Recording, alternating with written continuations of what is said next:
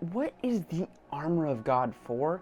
And why does a set of armor happen to include a sword in this instance? If you're like me and you grew up in a close-knit church community, the armor of God is probably something you're very familiar with. For me, as a kid, they always liked to talk about it, and we'd always make little sets of armor for ourselves and discuss each element. And I think each element is uniquely important here because all of the pieces are really well thought out. I think Paul did a great job in explaining this to Ephesus, and each part really should get its own video.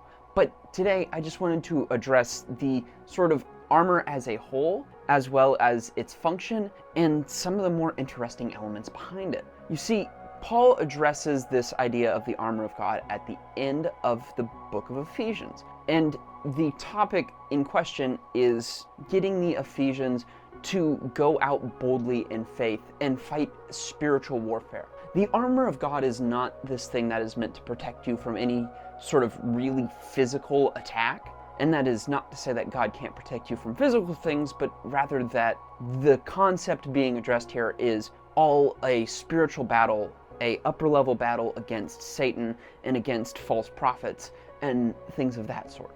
And so Paul is setting them up to have all of this equipment necessary to be able to deal with spiritual battle, and he lists out all of the things they need.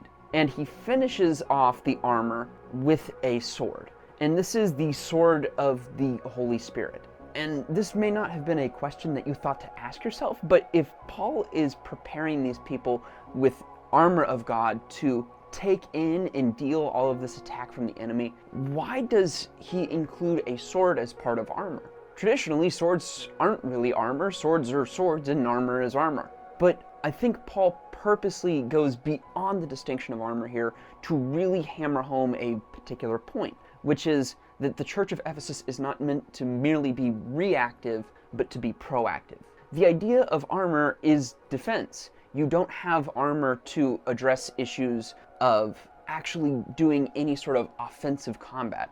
However, by equipping a sword in the armor discussion, Paul reminds the church of Ephesus that their whole goal is not only to take blows, but to deal blows out as well. And these blows should come in the form of using the power of the Holy Spirit, using the knowledge and wisdom that God gives them in order to go against the enemy. Remember, when you're thinking about the armor of God and thinking about dealing with spiritual warfare in general, you are not meant to be simply a reactive member trying to resist culture, but a proactive member going against culture.